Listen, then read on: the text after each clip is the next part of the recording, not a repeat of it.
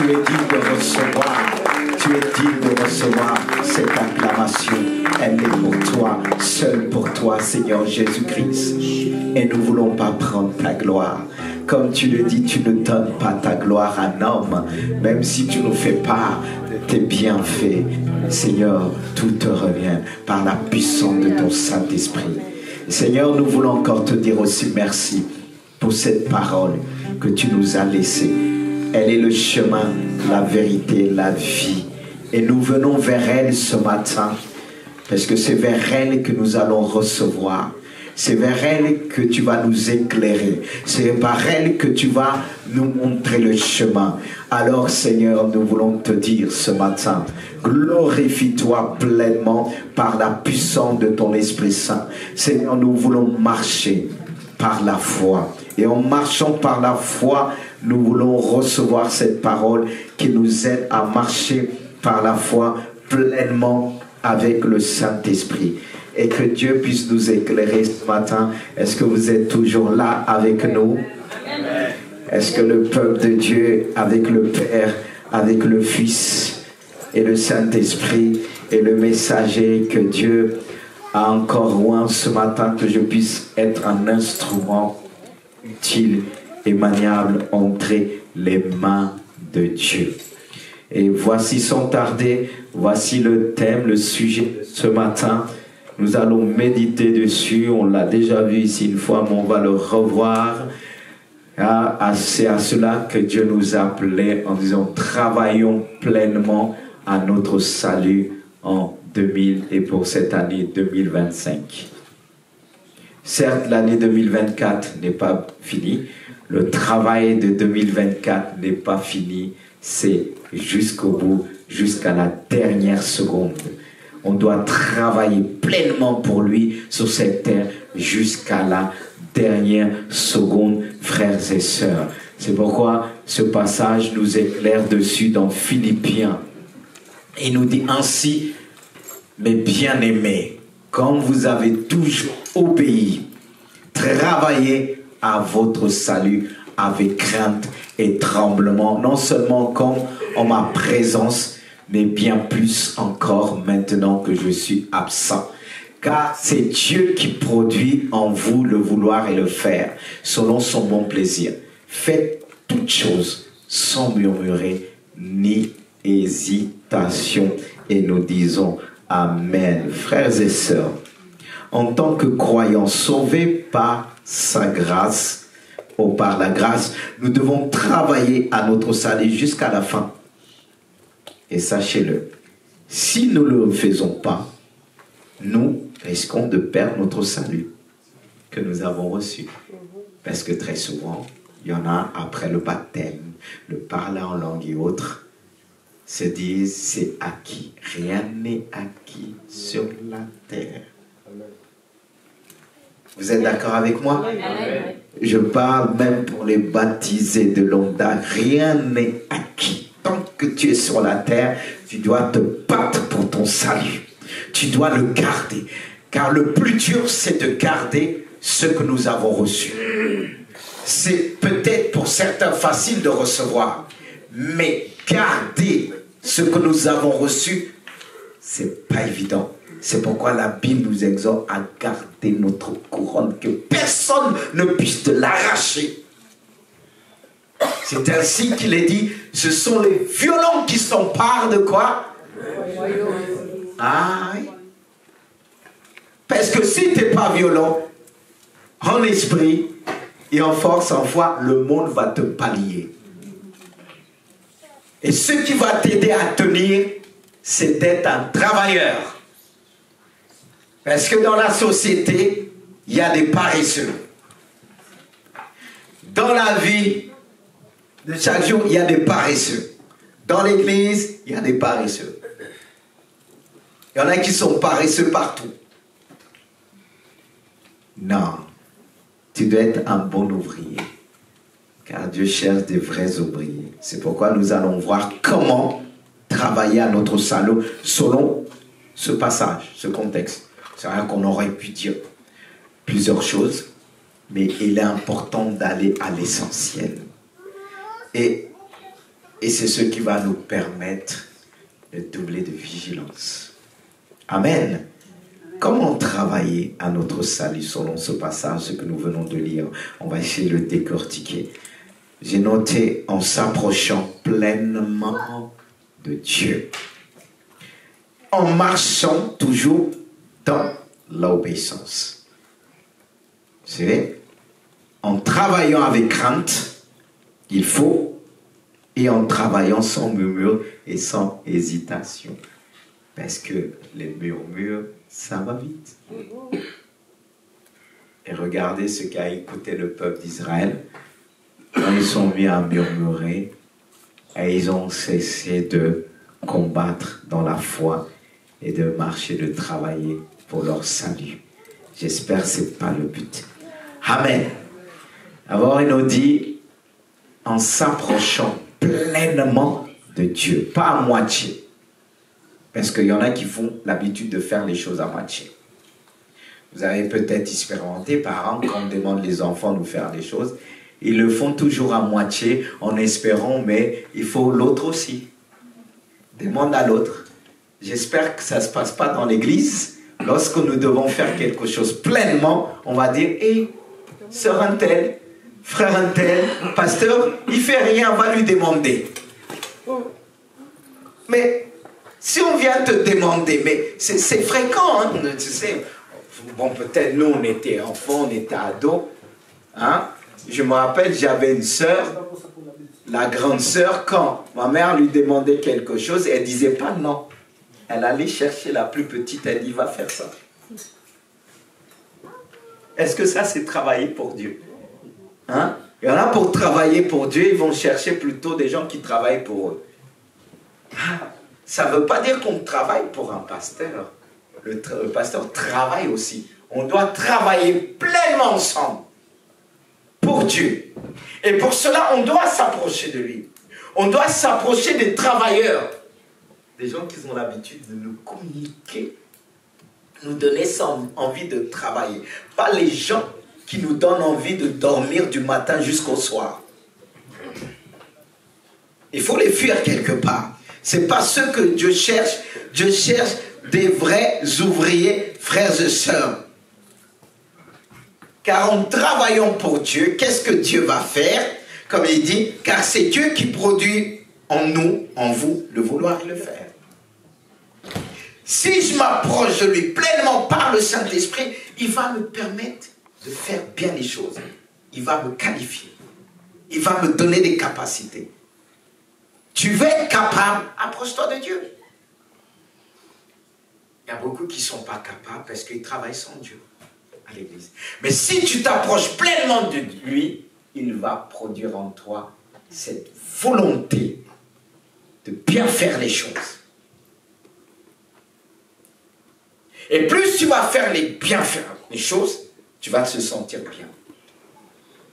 Est-ce que pour certains, quand vous faites les choses à moitié, est-ce que vous vous sentez bien? Est-ce qu'au travail, quand on bâcle les choses, on s'en fout? En vérité, tu t'en fous pas. Même si tu donnes un coup à ta conscience sera là toujours dit, ah, tu es sûr que tu as bien fait? Oh, tout le monde le fait. La Bible dit, Dieu cherche un homme, une femme. Il cherche parmi les infidèles, un fidèle qui va bien faire les choses pleinement. C'est pour ça qu'il dit, approchons-nous pleinement de Dieu. Si tu t'approches pleinement de Dieu, tu vas faire les choses pleinement. Oh Seigneur, aide-nous. Frères et sœurs, nous travaillons à notre salut en nous approchant constamment de Christ. En recevant, quand on s'approche de lui, on reçoit sa puissance. On reçoit son esprit qui va nous permettre de faire les choses bien, car nous sommes ouvriers avec lui. On doit travailler activement pour notre salut jusqu'à son retour.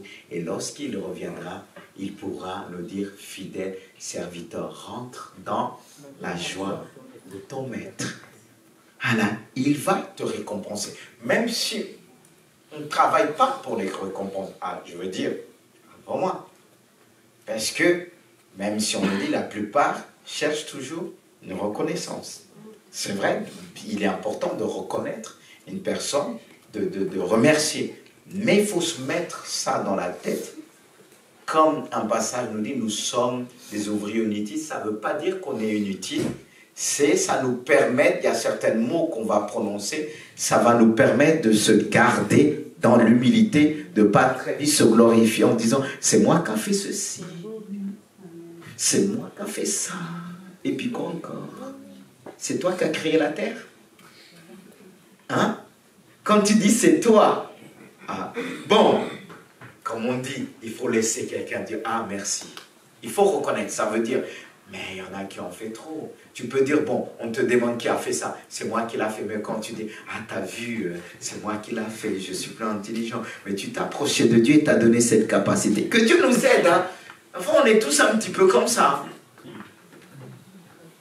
Alléluia, vous me suivez toujours, hein. Il faut me suivre du regard, pas simplement du regard, avec votre cœur, bien-aimé de Dieu. Cette grâce de Dieu est l'œuvre dans la vie de ses enfants. Et c'est ce qui va produire en nous la force. Comment un homme, une femme se développe? C'est dans le travail. C'est dans ce que tu vas faire que Dieu va te donner la sagesse. Si tu es courageux, Dieu va te donner une sagesse. On ne va pas t'appeler simplement femme forte, ou homme fort, mais homme de sagesse. Plus on travaille pour Dieu, plus Dieu nous donne la capacité pour développer son œuvre, son royaume. Le problème, il y a peu aujourd'hui des hommes capables. Il y a plus des hommes qui parlent bien. Mais des hommes qui parlent moins et qui démontrent dans les faits, il y en a peu. Quand je parle des hommes, je mets aussi les femmes. Comme quelqu'un a dit, avant de dire, il faut être. Avant de faire, il faut être. Et de dire aussi, si je fais avant que je parle, l'action va parler. Que Dieu puisse nous donner cette grâce. Il est dit aussi, comment travailler notre salut? Je dois travailler en marchant toujours dans l'obéissance. C'est ça le problème. Hein? Il y a un passage qui dit, c'est le prophète Samuel, en mémoire Yvonne, disait à ce roi Saül, mieux vaut encore l'obéissance qu'un sacrifice. Ça ne veut pas dire qu'il essaie de dire qu'il ne faut pas du tout de sacrifice. Mais l'obéissance a sa place. Parce qu'il y a ceux qui sacrifient des choses, mais il n'y a pas dans leur cœur cet état d'esprit de soumission et d'obéissance. Parce que dans cette obéissance que Dieu présente devant nous, on doit retrouver un esprit de soumission, d'amour. Nous aider à bien obéir, c'est dans la manière que nous allons faire les choses. Est-ce que je le fais de tout mon cœur? Parce que Saül, à un moment donné, son cœur n'était plus. On pouvait dire, il a sacrifié. Comme vous dites, j'ai apporté des sacrifices pour Dieu. Il dit, mais tu as apporté. Est-ce que ton cœur est avec moi? Est-ce que tu obéis pleinement, mon frère? Pour travailler, je reviens à notre salut, nous devons résister au péché en obéissant à Dieu. Obéir au désir du Saint-Esprit en nous. On obéit facilement à nos désirs. Je veux ceci. Je vais faire plaisir. J'ai rien contre. Mais je me réfère toujours à ce passage qui dit tout est permis, mais tout n'est pas utile. Tout est permis, mais tout n'édifie pas. Mais la parole de Dieu édifie. Et quand Dieu dit quelque chose, quand on le fait, ça va nous édifier. Même si au début, on ne voit pas la chose, on dit c'est dur, mais le Dieu qui donne la force. Quand on travaille pleinement pour Dieu, certains vont dire on se donne beaucoup. Si tu te donnes beaucoup pour Dieu, il va renouveler tes forces. Le problème, quand certains disent ceci, je travaille beaucoup pour Dieu, je me donne beaucoup pour Dieu, je suis fatigué. Peut-être que tu, à un moment donné, tu as essayé, c'est vrai que c'est dans l'homme, faire du travail que Dieu ne t'a pas demandé. Et là, tu vas t'épuiser inutilement. Mais quand tu travailles pour Dieu, combien même tu es fatigué, il te donne la force. N'est-ce pas, il dit, il renouvelle la force à celui qui est fatigué. Il donne la vigueur à tous ceux, celles qui tombent en défaillance. Dieu nous donne la force. Et aujourd'hui, à cause de ce manque de soumission, obéissance, quand on s'observe, on voit que beaucoup sont fatigués. Regardez, on travaille beaucoup pour le monde. J'ai rien contre. On travaille loin pour beaucoup. Et quand on arrive, il y a peu de place pour Dieu. Et quand on est fatigué, on dit Dieu, Dieu. Mais est-ce que c'est Dieu qui nous a donné ce travail à perpète? Je ne dis pas qu'il faut démissionner demain. Prie Dieu parce que tu risques de dire, ah, je démissionnais par la foi, je vais trouver à côté un travail. Non, mais il y a des choses qu'on s'est dit, ça va se faire. On est fort. Après, avec le temps, on se rend compte que c'est dur. Mais, malgré tout, essaye de travailler pour Dieu, tu vas voir. Comment Dieu, malgré tout, il nous garde. J'ai connu, je me rappelle à l'époque, quand j'ai commencé à prêcher le ministère, je travaillais à fond aussi à l'extérieur, parce que c'est pour ça, prier pour les hommes de Dieu qui travaillent en même temps, qui puissent laisser se donner à fond pour l'œuvre de Dieu, parce qu'on pense que les hommes de Dieu travaillent que le dimanche, prêcher et tout ça. Non, non, non, non. Et trompez-vous. On est capable de se lever la nuit. Même Dieu est capable de nous réveiller. C'est le plus dur des vocations, du travail. Même l'apôtre Paul l'a dit. Et on pense que c'est ça, on regarde comme ça, on voit la personne parler devant la... Non, non, non, non. C'est pas facile. Mais Dieu renouvelle toujours. Il renouvelle toujours ses serviteurs. Le problème, pourquoi beaucoup sont fatigués aujourd'hui dans la maison de Dieu, parce que beaucoup travaillent très peu pour le Seigneur. Et le très peu... Et le travail du monde, ce que nous faisons, la maison et tout ça, les enfants, ça prend plus la place. Et on donne un peu de place avec Dieu. Ah ben, comment tu vas pas être fatigué encore plus? Mais si tu travailles pleinement pour celui qui dit ne sommeille ni ne dort, il va te renouveler même pour si tu dois te coucher. Parce que si Dieu te dit, travaille pour moi, on l'a expérimenté, même vous l'avez expérimenté.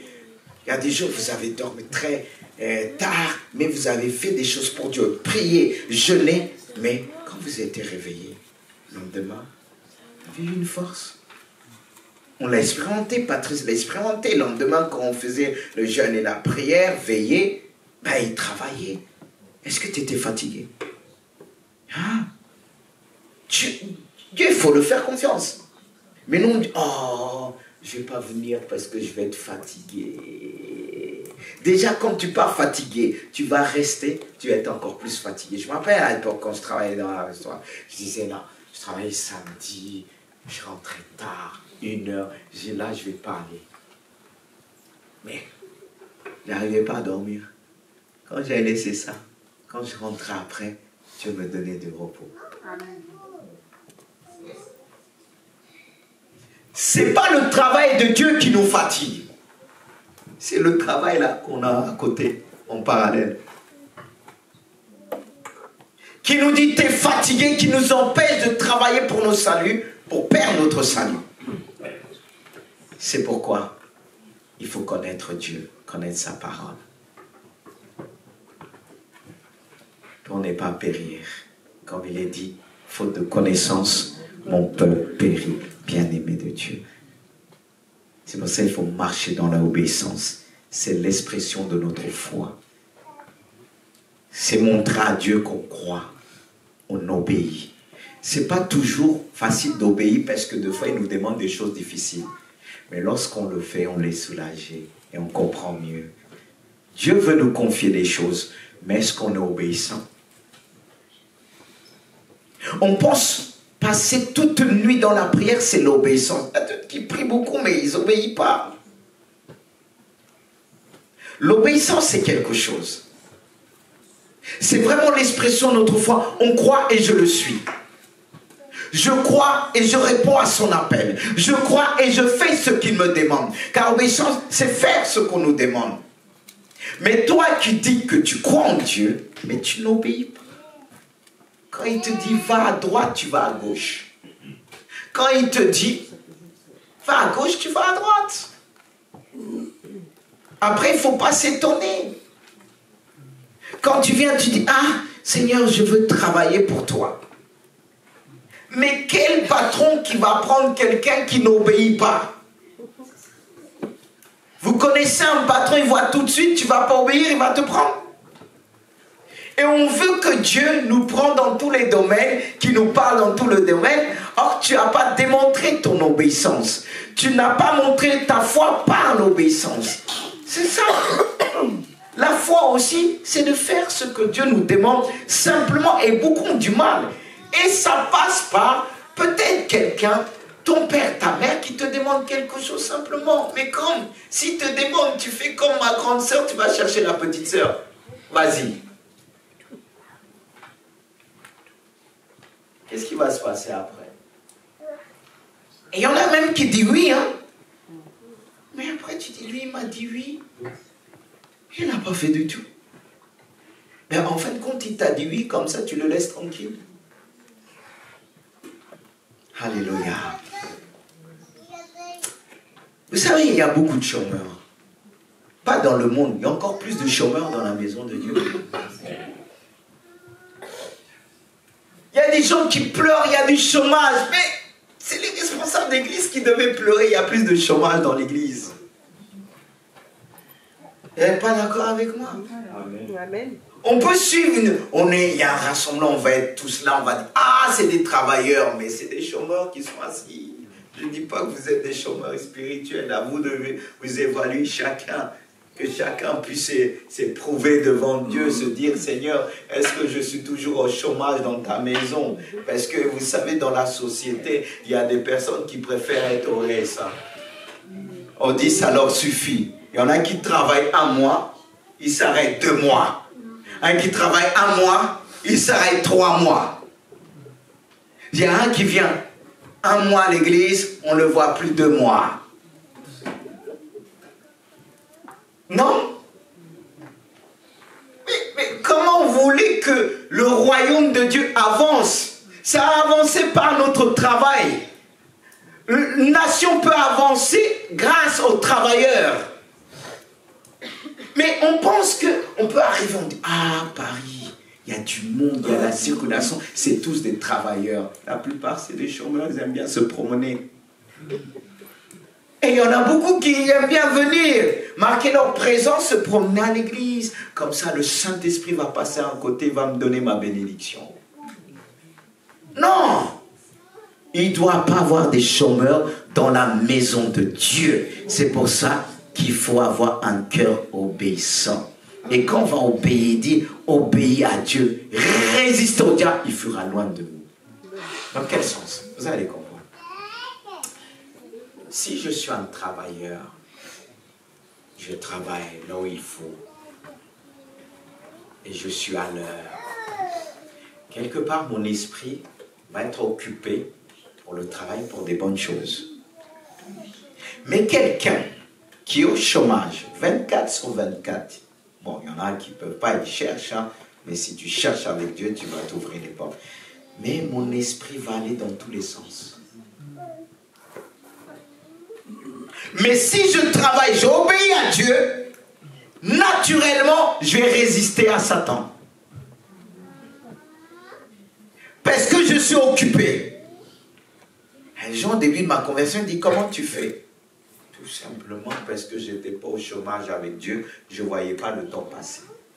Mais si tu travailles, tu vas compter le temps, tu vas, ah, c'est long. Je m'ennuie. Est-ce que les vrais travailleurs s'ennuient avec Dieu?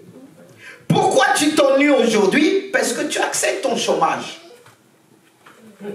Et je parle du chômage spirituel. Parce que tu es tellement bien au chômage que ta Bible, tu l'as laissée loin. Mais c'est ta Bible qui va t'aider comment trouver le travail pour Dieu, savoir qu'est-ce que tu dois faire. Mais si tu as laissé tout, n'est-ce pas, quand on doit aller à un entretien, on se prépare pour décrocher le travail, pour être bien positionné. Et comment on fait avec Dieu? On s'approche de la Bible, on s'approche pleinement de lui. Et si tu t'approches de lui, quand les gens vont pleurer, guerre, guerre, il y a la guerre là, il y a ceci, Dieu t'a déjà prévenu, il va te dire comment il faut faire. Il y en a qui paniquent, c'est encore rien là. Pour toi, c'est la guerre là. Lis l'Apocalypse, tu vas comprendre. Mais l'Apocalypse n'annonce pas toujours des mauvaises choses, des belles choses. L'Apocalypse annonce des jours heureux. Mais quand on entend l'Apocalypse pour plusieurs, ils paniquent parce que tu ne travailles pas pour Dieu.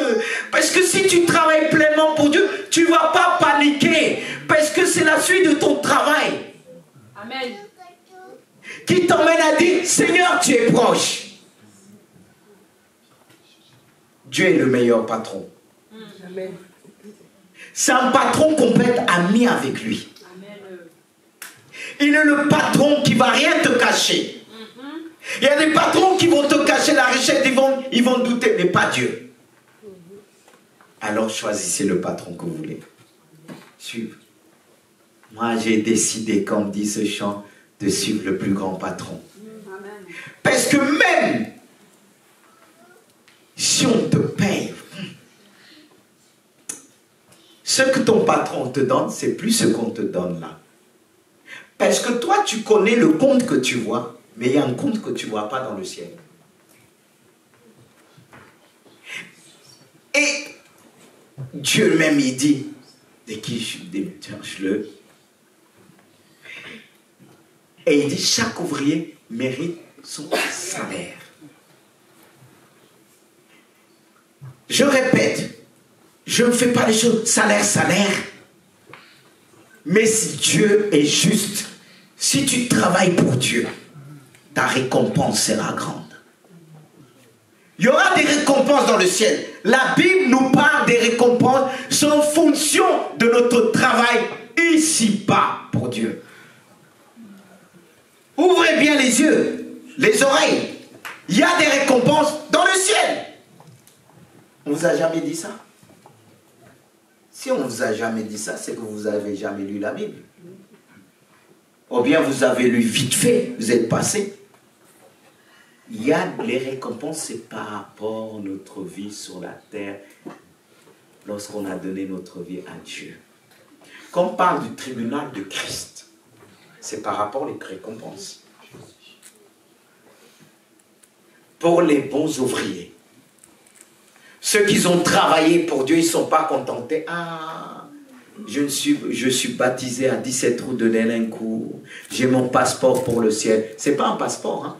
C'est ton cœur avec Dieu. C'est ton travail avec Dieu. C'est ce que Dieu regarde. Et je me rappelle, il y avait une année, j'étais fatigué. Et vous voyez, quand on travaille pour Dieu, il y a les combats, il y a tout ça. Il peut arriver, on est fatigué. Quelqu'un m'a téléphoné à ce moment-là, de Gournay, qui n'est même pas, je ne sais pas si on peut dire elle est convertie, mais je sais qu'elle m'a dit une chose. Elle m'a dit ceci, quand elle parlait, elle s'est mise à parler, elle dit, moi je ne sais pas si je quitte ici, comment je vais me présenter devant Dieu, je n'ai rien fait pour lui. Mais elle m'a dit, mais toi, je ne dis pas pour gloire, ça m'a encouragé. J'avais besoin d'entendre une parole. Le fait qu'elle m'a dit ça, ça m'a redonné la force. De dire, ah non Seigneur, je ne veux pas que ces pensées m'emmènent au chômage. Parce que dans le monde de travail, il y en a d'autres quand ils sont en colère. C'est des bons travailleurs, ils claquent la porte. Je m'en vais. Et ils se mettent en chômage à cause de la colère. Ça peut arriver dans la maison de Dieu. Quelqu'un, des gens qui occupent des postes, dit, on m'a dit ça, il claque, je suis au chômage. Il se met au chômage. Il dit, ils vont trouver ailleurs. On vit dans un monde, quelqu'un, on lâche vite fait, on dit, on va trouver ailleurs. Mais c'est la même chose qui se passe dans les églises. Hein. Oui, cet esprit du monde, elle est là, elle dit, oh, le pasteur n'a pas vu mon talon, hein, mais je vais me montrer le talon. Mais ce Dieu qu'on sert, deux fois Dieu, quand on vient avec nos talons, Dieu nous présente la chaise d'abord. Pour bien nous former, pour voir comment on va raisonner à l'intérieur. Parce que ce n'est pas tout d'avoir des capacités, c'est d'avoir les gérer avec humilité. C'est pourquoi Dieu veut nous former, bien-aimés de Dieu, en marchant pleinement dans l'obéissance pour Dieu. Il dit aussi comment, comme j'ai noté, comment on peut travailler pour notre salut. Dans ce passage, il y a aussi en travaillant dans la crainte de Dieu, avec la crainte de Dieu. La crainte de Dieu, c'est quelque chose. Parce qu'on peut faire des choses sans crainte. Mais quand on travaille, que ce soit dans l'église et à l'extérieur, on doit travailler pour Dieu.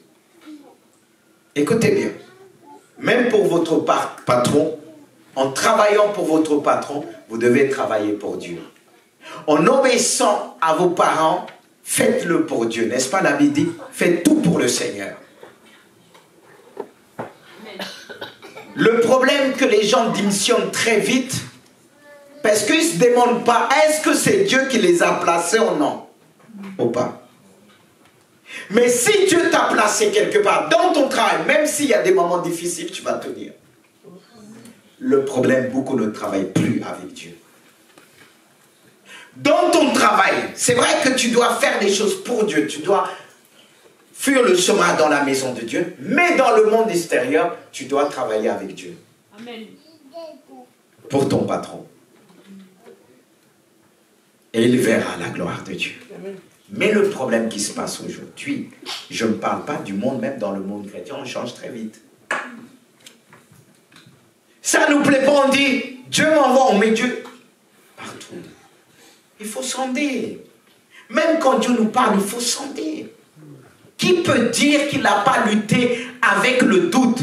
Mais quand ce n'est pas de Dieu, pour certains, c'est là qui dit c'est de Dieu. À moins que tu as reçu le don de la foi à ce moment. Mais le don de la foi n'est pas permanent, comme le don de guérison. Le don de foi, c'est croire à ceux qui dépassent l'entendement des hommes à l'impossible. Mais on ne l'a pas toujours. Bien-aimé de Dieu. Mais le diable nous pousse à avoir soi-disant ce don de foi quand ce n'est pas de Dieu. C'est pourquoi la première chose qu'il faut faire, comme je l'ai noté, s'approcher pleinement de Dieu. Dans tout ce que Dieu te donne, prends-le avec Dieu. Travaille avec Dieu et pour Dieu. Et si tu travailles avec Dieu et pour Dieu, Dieu ne va pas laisser qu'on te trompe. Oui. Qui peut tromper Dieu? Personne. Si Dieu le permet qu'on te trompe, c'est pour te former. Ne prends pas ça pour un échec. Parce que Dieu le permet cela, parce qu'il t'a dit chuchoter, mais tu l'as fait quand même. Mais quand il t'arrive, cela t'arrive plusieurs fois, dans ton travail, tu vas t'arrêter, tu vas interroger ce Dieu, et tu vas travailler avec crainte.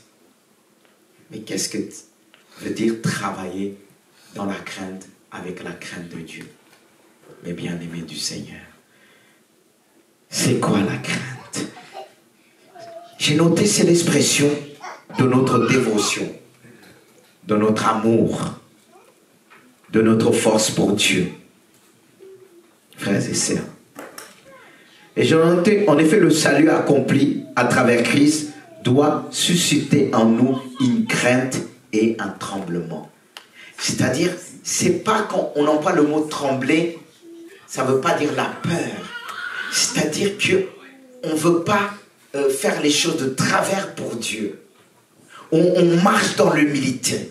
On est là, on tombe devant Dieu, comme cette femme qui est venue toucher le vêtement de Jésus. Quand Jésus l'a dit, qui m'a touché? Elle tremblait, c'est-à-dire elle avait la crainte de Dieu. Ça ne veut pas dire qu'elle avait peur, elle avait cette crainte. Et cette crainte doit nous faire trembler en nous, inciter à se détourner du mal. C'est-à-dire à s'éloigner du mal. Et si je travaille avec crainte, avec cette crainte de Dieu, je vais me détourner du mal. Et tout ce que je vais le faire dans cette perfection par l'aide du Saint-Esprit.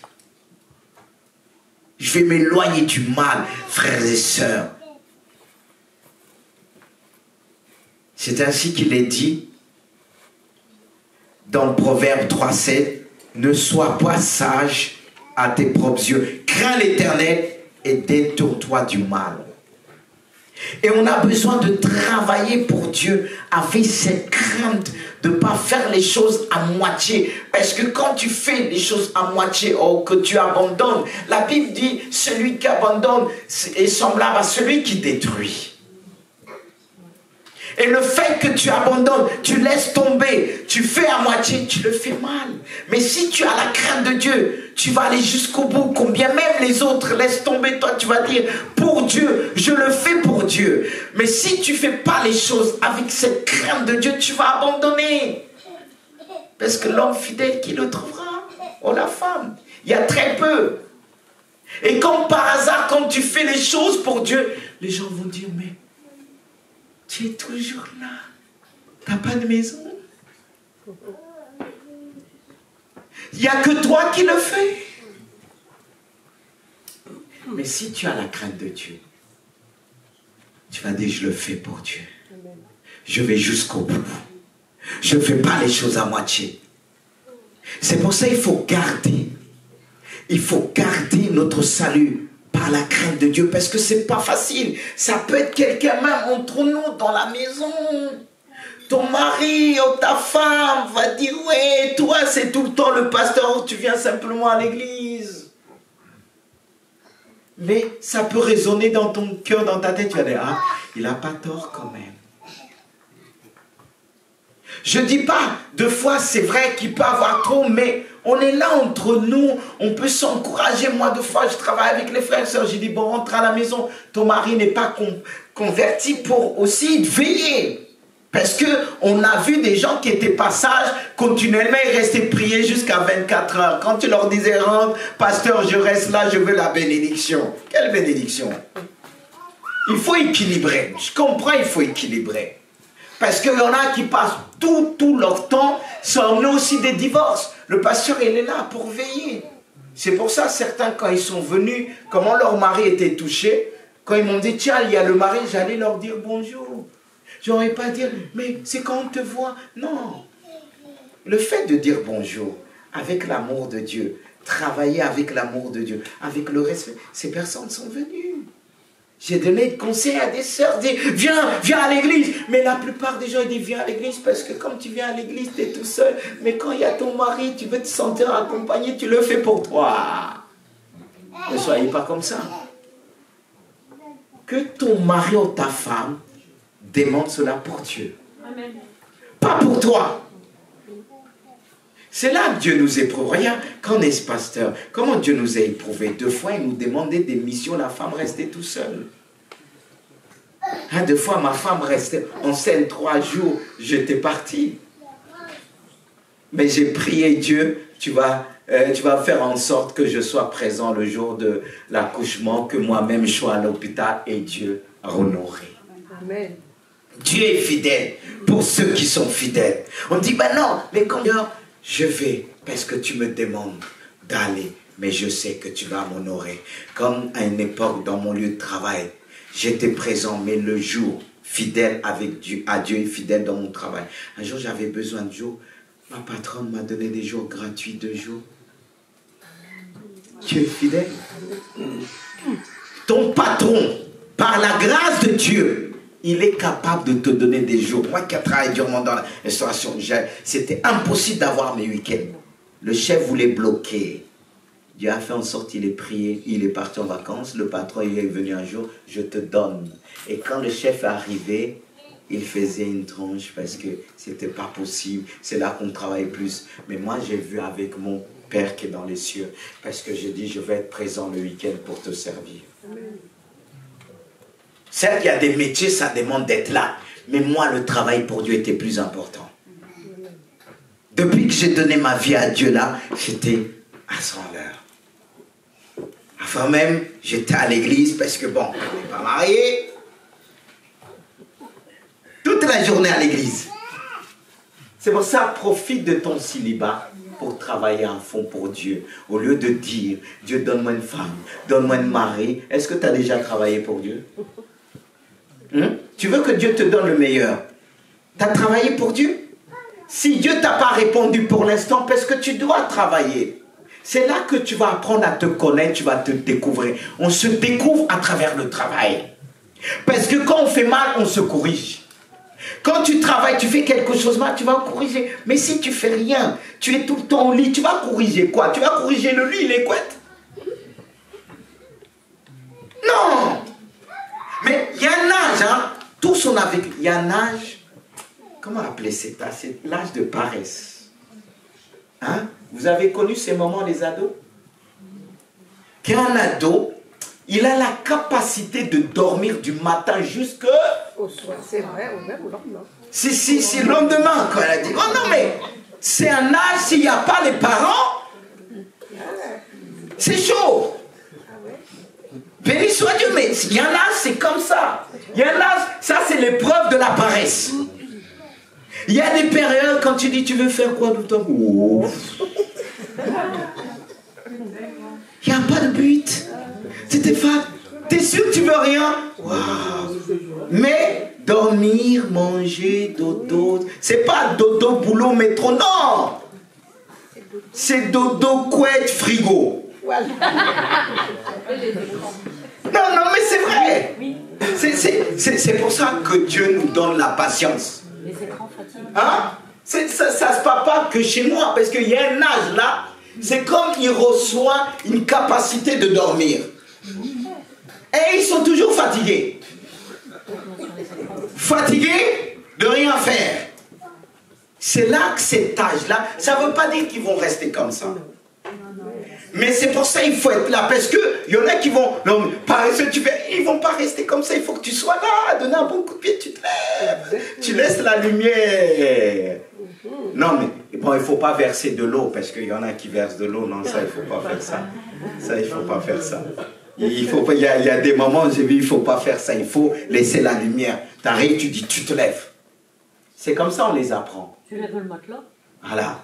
Ben, le matelas, ça dépend de sa taille, ça dépend de le poids qu'il fait. Parce que le matelas, tu risques d'avoir mal au dos aussi. Hein. Parce que là, il grandit avec tout ce qu'il mange dans le frigo. Je te dis, pour soulever le matelas, là, tu auras du mal. Hein. Parce que le frigo, là, et nous, on renouvelle tout le temps. Mais c'est pour ça, bien aimé, il y a dans la vie, et même dans la vie des adultes, il y a des moments qu'on passe dans un moment d'épreuve, qu'on a envie de rien faire. Et c'est là qu'on peut tomber dans le chômage. Le chômage spirituel, mental. Mais quand on est dans le travail, parfois on n'a pas le temps d'aller dans des pensées parce que tu es dans ton travail. Et en plus pour Dieu, quand tu fais les choses pour Dieu, Dieu te donne la capacité. On a appris des choses. Moi, j'ai appris à bricoler dans l'église. J'ai appris à faire des choses et je bénis Dieu. Et je me rappelle une fois, quelqu'un me disait, mais tu vas prêcher le lendemain. Je dis, mais je me plais à le faire pour Dieu. Parce que si j'écoutais, c'est vrai, oui, tu es seul, tu es ceci, ça allait me décourager. C'est là qu'on va encourager nos enfants à aller plus tard. Parce qu'on voit bien même, ce n'est pas que au chômage, et qui sont au chômage, même quand on leur demande pour l'école, dit, j'aime pas l'école, j'aime pas ceci, j'aime pas tout ça. Ils aiment rien. Mais toi, tu n'aimes pas l'école? Hein? Tu vas former une famille. Oui ou non? Ou tu veux rester célibataire? Non, arrête de dire, peut-être en ta vie, toi, tu aimerais bien avoir une belle femme, arrête. Voilà. Le jour, comme j'ai l'habitude de dire, ton enfant va dire, papa, je veux faire ça. Moi, j'aime pas l'école et toi, tu vas me raconter tout ça. C'est ce conseil que tu donneras? Mais pourquoi il est obligé si tu n'aimes pas l'école? Non, c'est pas la vie. C'est toi qui dois le donner l'envie. Exactement. Bah oui. Parce que si tu ne donnes pas envie de l'enlever, il va se... Voilà. Parce que la vie d'aujourd'hui, là qu'on vit là, c'est pas comme avant. Hein. Tu pouvais travailler facilement sans diplôme. Voilà, c'est ce que j'allais dire. Et ils ne veulent pas faire du n'importe quoi. Ah oui? Ah oui. Quand tu lui dis, il y a ça. Ophélie qui était là le jour, elle l'a dit. Ouais. Aujourd'hui, elle fait des choses qu'elle n'a pas envie de faire. Si elle savait. Exactement. C'est une façon de fuir. En plus, à ton âge, tu ne devrais pas dire ça. À ton âge, tu dois conseiller les plus jeunes. Dire, regardez, aujourd'hui, je tourne. Je me balade. Je veux quelque chose. Parce que même si tu as des compétences, comment ils vont le voir? Pour qu'est-ce qui va parler? C'est le CV que tu vas déposer. Qui va parler. Mais il faut que le CV soit garni. Parce que savez-vous que quand vous allez assurer plusieurs, vous prenez plusieurs assurances, ils vont voir qu'est-ce que vous faites dans la vie. Si c'est la manutention, des travaillures, tu vas payer plus d'assurance. Est-ce que vous le savez? Mais oui, c'est ça. Oui. Exactement, c'est ça. Si tu prends une maison, tout ça, tu vas payer plus d'assurance. Mais quand tu fais plus, tu fais tes torts. Ça ne veut pas dire qu'il ne faut rien dans le bureau. Mais il faut analyser ce travail qu'il fait là. Sa vie est courte. Ils vont demander est-ce qu'il fume, est-ce que tu vois, tout ça. Voilà, il y en a même qui demandent même combien de kilos tu fais. Pour faire leur calcul au niveau des assurances. Non, il y a des codes dans ce monde-là. Et pour dire, comme je l'ai dit vendredi, de dire, j'aime pas l'école, mais je dis quelqu'un, ton enfant, tu vas le dire, tu n'aimes pas l'école, comme je l'ai dit vendredi, dans mon travail, ça a failli m'emmener à la bagarre, mes questions là que je pose, qui sont claires, parce que quelqu'un au travail, à l'époque que je travaillais, plusieurs années, et le collègue de travail qui avait 50 ans, j'étais dans les 20 et quelques, lui il arrive, il dit, devant tout mon travail, il dit, le mariage ça sert à rien, hein. J'aime pas le mariage, il dénigrait. Moi j'ai entendu ça, je ne pouvais pas me taire, parce que ça bouillonnait à l'intérieur de moi. Je lui ai demandé, est-ce que tu n'as pas d'enfant? Il m'a dit, Lana, j'ai dit, le jour ton enfant, ton unique vient avec sa fiancée. Papa, je vais me marier. Tu vas dire, pourquoi tu veux te marier, ça ne sert à rien. Tu vas perdre ton enfant. Alors, la vie ne s'arrête pas qu'à moi. En toi, il y a plusieurs personnes. Il y a des personnes qui veulent, peut-être, qui voudraient être avocat, médecin, et que tu ne sais pas. Tu n'es pas tout seul. Arrêtons de dire, j'aime pas ça. Moi, je ne suis pas tout seul. En moi, il y a eu les enfants. Il y a une femme. Alors, je dois voir plus loin. C'est ça qu'on appelle un homme visionnaire. Amen. Une femme visionnaire s'arrête pas dans ce qu'elle aime. Elle cherche ce que les autres aiment. Et de donner envie. C'est ça, un homme. Un homme va pousser encore plus loin les autres arriver. Ne dites pas, vous n'aimez pas ça. Peut-être plusieurs n'ont pas eu l'occasion. Pour X problème, je comprends. Mais ne dites j'aime pas parce que vous n'êtes pas allé loin pour plusieurs et c'est de se cacher j'aime pas. Et il y a aussi la paresse au milieu des jeunes. Il veut que ça vienne tout seul. Amen. Les résultats des maths viennent tout seul. Physique, ça vient tout seul. L'histoire, ça vient tout seul, sans réviser. Il faut travailler. On parle de travailler. En travaillant pour ça, Dieu a mis des capacités en toi. En faisant cela, tu le fais pour Dieu. Amen. Amen. Dieu demandera des comptes. Parce qu'il a mis des capacités dans la vie de plusieurs d'aller plus loin et pour prendre soin des autres. Parce qu'on a besoin besoin des médecins. Moi, si j'ai un problème, un médecin qui est là, il va me conseiller, fais ça. Non, ne prends pas tel médicament parce qu'on vend tous les médicaments aujourd'hui. Mais quand il y a un médecin, quelqu'un qui travaille à la pharmacie, il va me dire, évite ça. Mais s'il n'y a pas ça au milieu de nous, on est tous, n'aimez pas l'école. Je dis à mes enfants, fixez-vous un objectif, un but. Parce que c'est vrai qu'il y a des matières qu'on n'aime pas. Comme moi qui a fait la musique, deux fois, le solfège me fatiguait et tout ça. Mais comme je voulais avoir mon instrument, le but c'était l'instrument. Et je l'ai fait. Et c'était plus un poids pour moi. Parce que derrière ça, je dis, si je deviens, comme beaucoup en Afrique, qu'ils ont vu leurs parents dans la misère. Beaucoup se sont dit, ils ont vu leurs parents, certains mourir pour manque de médicaments, de soins. Et ils se sont dit, je serai médecin. Pour sauver ma famille. Amen. Je serai ceci pour sauver. Ils n'ont pas pensé à eux, petits. C'était difficile, mais ils ont poussé, ils ont fait des kilomètres. Et la plupart sont devenus. Parce qu'ils ont perdu quelqu'un qui était là, qui pouvait vivre. Mais il n'y avait pas de médecin dans le village. Il n'y avait pas d'infirmière dans le village.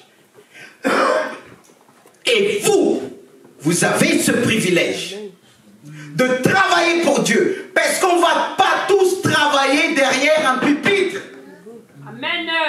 On ne va pas tous travailler là. Dieu va faire en sorte que tu deviens ce que tu dois devenir. Amen. Mais si le diable te dit, n'aime pas ceci, c'est ce qui va te permettre d'aller plus loin. Ne t'arrête pas sur la matière que tu n'aimes pas. Arrête-toi d'abord sur ce que Dieu a mis en vision dans ton esprit depuis ton enfance. Car tous ici, les plus jeunes qui sont devenus paresseux, quand ils étaient petits, ils disaient, je ferai ceci. Tous.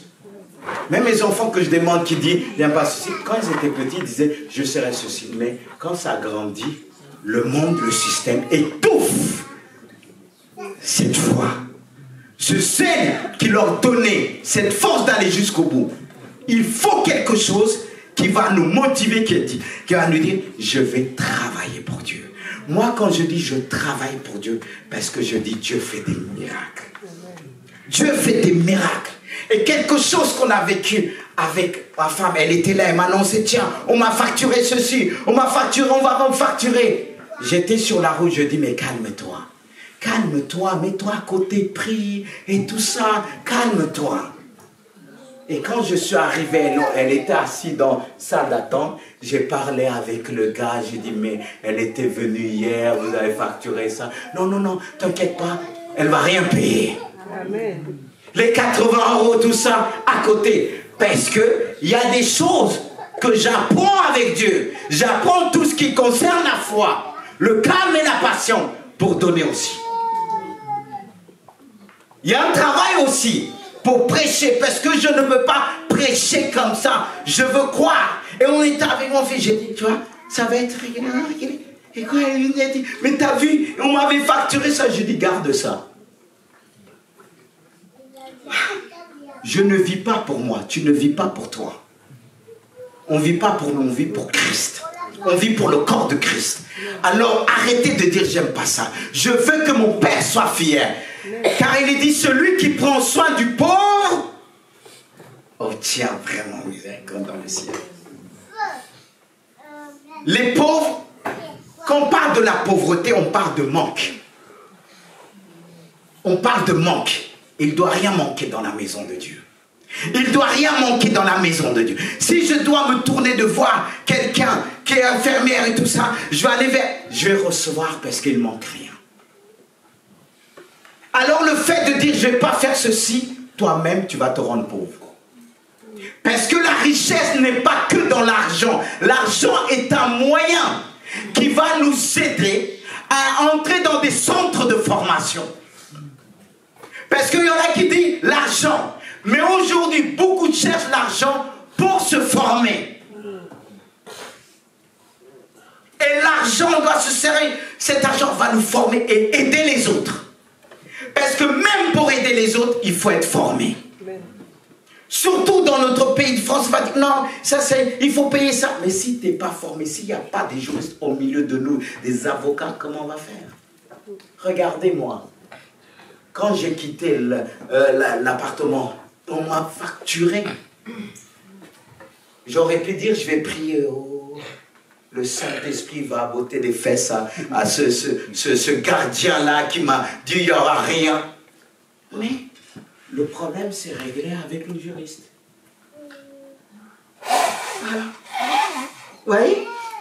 Et quand il y a ça à l'église, ça va m'épargner le temps que je devais prier, passer des heures, Dieu révèle-moi, je vais aller directement voir la personne. Parce que là, je vais prendre le temps de prier pour autre chose. C'est pourquoi on prie pour nos jeunes. Parce que le diable leur dit, n'aimez pas ceci, refusez cela. Et marchez avec cette crainte de Dieu. Parce que regardez, la crainte de Dieu, c'est de dire, écoutez-moi bien, les jeunes, adultes, moi je me dis ce que j'ai, c'est Dieu qui me l'a donné. Alors je dois bien utiliser cela, pas simplement pour moi.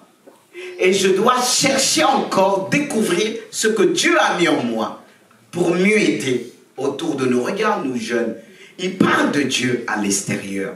Ils emmènent des gens à l'église. Mais c'est cette connaissance de Dieu qui va leur permettre, pas simplement la Bible, aussi le serviteur qu'ils ont en face d'eux et les parents aussi qui cherchent Dieu. Il y a une connaissance, il y a un travail. Il y a un travail de mon côté qu'on me dit, voilà, tel jeune. Et il y a des jeunes qui étaient en contact avec eux, qui m'appellent, ils ont besoin de parler. Et c'est grâce aussi, j'ai appris. J'ai appris. Et ce que j'ai appris, Dieu me permet de l'apporter et de recevoir d'eux. Parce que deux fois même, regardez, quand j'ai besoin de faire des recherches dans mon portable, tu vois, quand je vais voir mes enfants, tac, tac, tac, qui trouvent vite. C'est pas bien ça? Alors s'ils deviennent des ingénieurs informaticiens, c'est encore mieux. Amen. C'est encore mieux. C'est pour ça qu'on dit, je dis, ne dites jamais ça. Parce qu'on a connu des gens aujourd'hui, on a 45 ans, des gens qui pleurent aujourd'hui. Allez jusqu'au bout. Si vous avez besoin de prière, on va vous en poser les mains au nom de Jésus. Si vous avez besoin de jeûne et prière, on va jeûner ensemble. Alléluia. Vous dites pas amen les gens. Ah, ça c'est jeûne et prière. Ils vont dire maman et papa fait pour moi. Il y a des jeunes quand ils ont fait vraiment le jeûne et prière. Ils ont vécu des choses. Parce que regardez, j'ai dit, un de mes enfants, à l'époque, il jouait le tennis. Je ne glorifie pas parce que vous avez aussi... Il perdait. Il est venu me voir. Je dis, tu connais, tu sais ce qu'il faut faire. Va dans un coin, tu pries. Et il l'a fait. Et paf, il est remonté, il a gagné sa coupe. Amen. Hein? Alors, si moi on me dit, oh, prier c'est rien, j'ai fait la théologie, j'aime pas prier, j'aime pas ceci. Non, on n'a pas eu. Alors on a besoin d'eux aussi. On a besoin de vous aussi. Ça ne veut pas dire qu'on ne doit pas que recevoir du Père. Le Père doit recevoir du Fils et de la fille. Que Dieu nous bénisse. Et j'avance. J'ai dit en travaillant dans la crainte, c'est ça. Et en travaillant sans murmure et sans hésitation. C'est l'expression de notre intégrité et fidélité. L'œuvre de la grâce en nous dépend toujours de notre intégrité et fidélité. C'est là que c'est très très dur. Écoutez bien, tout le monde. Quand on est fatigué, on a tendance de murmurer. On dit, mais pourquoi c'est toujours moi? Dans nos enfants même, il y en a qui étaient motivés. Quand on leur disait plus eux, ils disaient, pourquoi pas l'autre? Parce que toi, tu réponds vite, ça ne veut pas dire qu'on laisse l'autre. Parce que tu es comme ça, continue comme ça. Parce qu'entre dans la famille, souvent on va dire, Frati, on va dire, ah non, c'est toujours moi. Tu t'es jamais dit ça? Hein? Oui, et ça peut décourager, c'est pour ça on veille. Même le paresseux, de fois on dit, mais vas-y. Parce que ça peut décourager tout le monde. Mais ne te décourage pas parce que l'autre ne fait rien. Sinon, on ne sera pas là. Ne fais pas ça. Fais pour Dieu. Si tu dis, je fais pour Dieu, ça va changer. Mais si tu commences à murmurer, c'est pas bon. Le diable va t'aider à murmurer. Qu'est-ce qui est arrivé au peuple d'Israël? Ils ont commencé à murmurer. Et Dieu les a frappés. Parce que Dieu va te dire, regarde ta mère là. Elle te demande ça. Parce que tu étais toujours disposé. Parce que le temps qu'elle va demander à l'un et l'autre, l'autre va attendre. Mais toi, tu répondais. On sait que la personne répond vite. Est-ce qu'on va perdre le temps pour demander à celui qui va répondre à 3 heures du temps?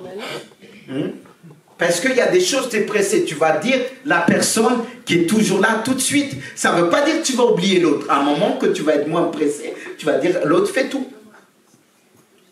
Mais il y a des moments, on va chercher celui qui va répondre très vite. Pareil dans l'église. Le pasteur va, il regarde, il dit, ah, si je dois faire ça, je dois aller, comme la Bible dit, ah, je dois marier ma fille, je dois paître mon troupeau, je dois essayer mes bœufs, et tout ça. Mais tu vas aller, celui qui est à côté, qui va dire, je suis là. Comme Isaïe a dit, mais voici, envoie-moi. Mais il y a d'autres, ils vont te dire oui, mais le temps qu'il va se lever de sa chaise, ça prend du temps. Mais toi, tu as l'habitude. Papa et maman viendra te voir. Est-ce que c'est mauvais?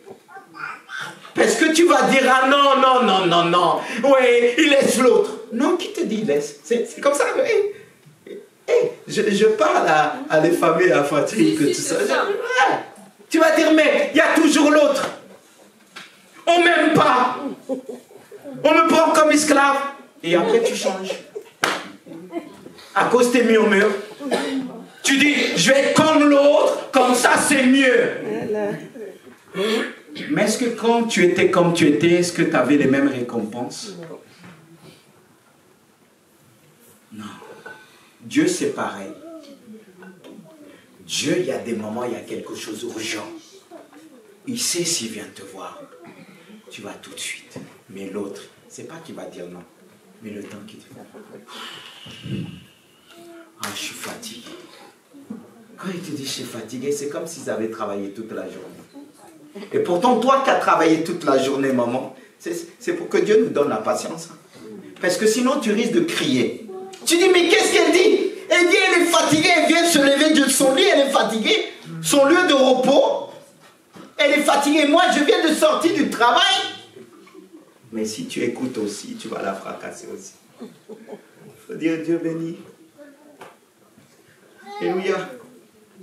Mais toi qui continues, parce que fais-le, la conscience de l'autre là, elle va pas être bien. Parce que tu auras une récompense. On récompense aussi. Parce que moi, celui qui fait vite, quand il me demande quelque chose, je fais vite aussi. C'est comme ça. Je vais vous dire une chose. Un pasteur disait comme ça, il travaillait avec des fidèles. Hein, fidèles qui étaient là. Mais il faisait quelques erreurs. Mais les gens étaient là. Mais est-ce que le pasteur allait poignarder l'autre? Non, il se servait de ses erreurs pour se corriger, aller loin. Parce que la personne, il a, on connaît son cœur. Tu ne vas pas faire des erreurs, toi qui es toujours là, on ne va pas tenir vraiment compte. Et l'autre dit, oui, elle fait des erreurs. Mais non, parce qu'elle travaille pour Dieu. Et ton travail corrige tes erreurs. Et les gens vont te présenter, elle a fait ça. Dieu ne va pas voir ça. Il va voir ton cœur, ton respect. Et pendant les autres disent, on ne comprend pas, elle fait aussi des erreurs. C'est pas qu'il dit rien. Il corrige d'une manière naturelle. Et des gens qui travaillent avec nous, on corrige d'une manière naturelle. Il comprend, on n'a pas besoin, il ne le prend pas mal. Mais un paresseux va le corriger. Il risque de même te maudire. Est-ce que vous êtes toujours avec moi? Amen. Amen. Ne te décourage pas parce que Dieu cherche des vrais ouvriers. Beaucoup malheureusement ont abandonné parce qu'ils ont regardé aux autres. Parce qu'il y a plus de paresseux que des personnes courageuses. Il y a plus dans la société. Ça existe dans toutes les familles. Hein. Même en tant que père et mère, on se bat que personne ne soit paresseux. Moi, je veux dire que c'est un temps. C'est un temps. Parce que je me rappelle, une de mes grandes sœurs, quand elle était couchée son enfant, elle avait fait quelque chose. Et moi, elle m'a dit, j'ai fait congé après. Pour qu'elle soit souple, j'ai dit, souviens-toi, il n'a pas fait ce que tu as fait. Ça a calmé. C'est pour ça qu'on a besoin d'être irréprochable. Quand les enfants vont chercher, on va savoir donner envie. Qui ne vont pas fuir, dire, oh, lui, il n'aimait pas ça, parce qu'après, quand on dit, mais ils vont dire, mais toi aussi. Moi, sur ça, je veux qu'ils sachent, je suis un homme qui encourage. Et ils vont faire de même quand on va être des hommes. C'est là, parce que la paresse va partir, et je le crois. La paresse va partir. Ça dépend de nos parents, comment on les gère. Est-ce que la paresse, là, il y a des moments, ils aiment quelque chose, ils disent, je veux ça, je dis, ah bon? Eh bien, tu l'auras pas. Ce n'est pas du chantage. Hein. La Bible dit, chaque ouvrier mérite son salaire. Amen. Alors, quand la Bible dit, le salaire de la disponibilité, je peux te le donner. Ah, les enfants, c'est ça. Oui. On peut même dire, tu donnes ton temps, il faut... Et il y en a qui vont dire, ah non, c'est moi qui dois avoir plus parce que je suis plus âgé, je suis plus grand. Mais tu es plus âgé, travaille plus alors. Amen. Ah oui. C'est toujours les plus grands qui travaillent pas plus. Ah oui. Ah oui, tu veux plus. Parce que quand il y a moins de dire, ah non, c'est pas normal. Tu veux plus. Donne l'exemple. Il n'y a pas de problème. Elles sont là, je leur dis, hein, ils entendent. Parce qu'en même temps que je parle à niveau, je parle au secret. Hein. Moi, je suis direct. Quand j'ai dit, ah, après, comme par hasard, tu vois, bon, on aime bien les mamans. Hein. Alléluia.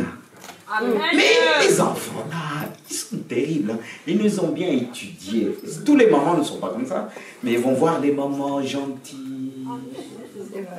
Pour tenir. Ben, c'est pour ça qu'il faut la mère et le père. Pour obtenir. C'est pour ça qu'on a besoin d'être un. Parce que les enfants, là, oh, écoute, on peut s'embrouiller. Hein. Exactement. Ah oui. Est-ce que des fois qu'on est paresseux, mais on sait bien parler aussi de...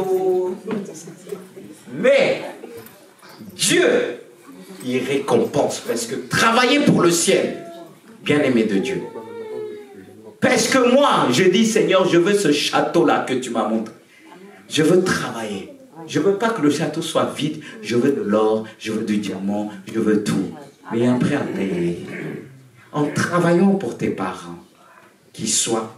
Regardez, je vais vous dire une chose, les jeunes. Est-ce que les jeunes peuvent m'écouter? Surtout si tu sais que ta mère, ton père prie. Quand tu fais quelque chose pour ta mère, ton père, quand ça touche, elle élève la main vers le ciel. Elle dit, vois Seigneur, souviens-toi. C'est des bénédictions. Parce que même moi, à un moment, il faut faire les choses en bon moment. Imagine un parent est fatigué, n'arrive pas, l'enfant arrive. Même si l'enfant fait des bêtises après, le père va se souvenir ce qu'il avait fait l'autre jour, quelques années. Il dit, Seigneur, je veux comprendre. Comme Jésus a dit. Et Seigneur, pardonne-leur, ils ne savent ce qu'ils font. Et toi, tu vas dire à Dieu, non Seigneur, c'est la bêtise de la jeunesse, mais il est comme ça. C'est que les fréquentations, tu vas prier.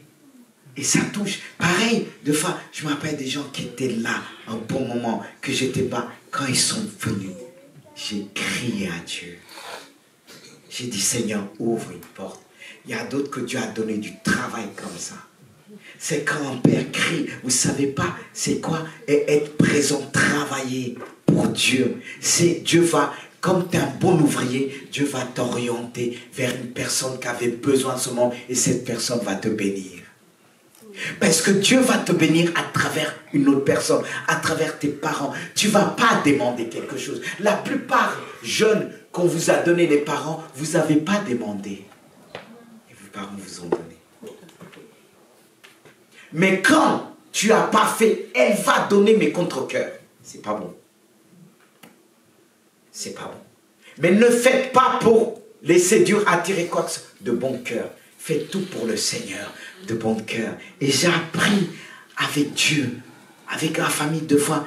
C'est vrai qu'on a connu ce moment de paresse. Mais faire les choses de tout cœur à mes grandes sœurs. Et deux fois, je dis, on ne me voit plus, j'étais pas là. Mais quand j'entends leur part, il a fait quelque chose à tel moment, et ils ont gardé ça. Faites tout pour le Seigneur. Priez que Dieu nous sépare de cette paresse. Ça peut nous empêcher d'avoir des choses au bon moment que Dieu voulait nous donner. Comme, regardez Samuel. Samuel était un jeune. Il entend une voix, il aurait pu dire, ce vieux Élie, il perd la tête. Il s'est levé 3 fois. Il n'a pas murmuré. Il n'a pas dit les vieux. Il n'a pas dit les parents. Parce qu'on en dit les parents fatiguent. Mais est-ce qu'on sait comment les parents se fatiguent pour nous? Ils courent à gauche, à droite pour leur enfant. Tout pour gagner. Qu'est-ce qu'une mère ne va pas faire pour son enfant, même quand elle est malade? Mais quand on te demande lave une assiette, tu murmures. Franchement. L'assiette là. On a lavé des tonnes d'assiettes. On a nettoyé vos couches. Changé le... On disait pas... Et quand on envoie les jeunes, c'est sale. On a nettoyé tes fesses. Tu peux payer? C'est le plus doux. Est-ce que, en tant que parent, on va dire, j'aime pas nettoyer les fesses? Mais toi, l'école, c'est pas les fesses. Et même quand on nettoyait l'enfant là, le pipi encore faisait la rosée comme...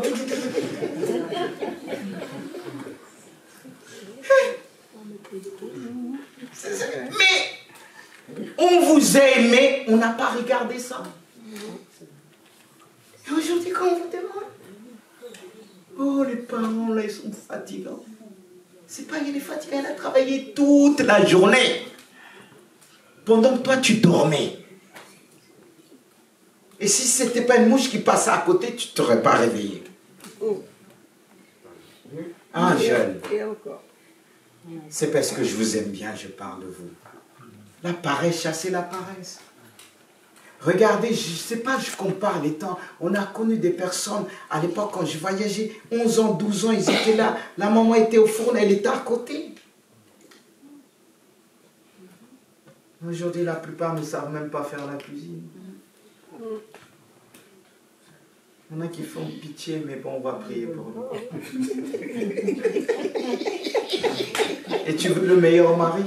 Tu vas lui donner quoi à manger? Des cailloux? McDonald's. Ah oui, McDonald's. Et il va devenir obèse. Après, toi-même, tu vas le chasser. Tu vas dire, il est trop gros.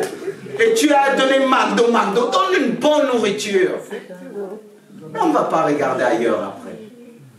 C'est ça. Ça n'élève pas tes études.